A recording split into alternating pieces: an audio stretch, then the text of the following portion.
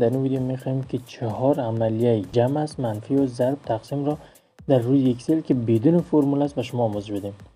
ابتدا میریم به جمع که میخوایم در خانه که جمع شود کسره را میمانیم، مساوی را میزنیم، خانه که جمع شود فرض که ما 50 با علامت جمع میمانیم، باز 50 این طرح بزنیم تمام 100.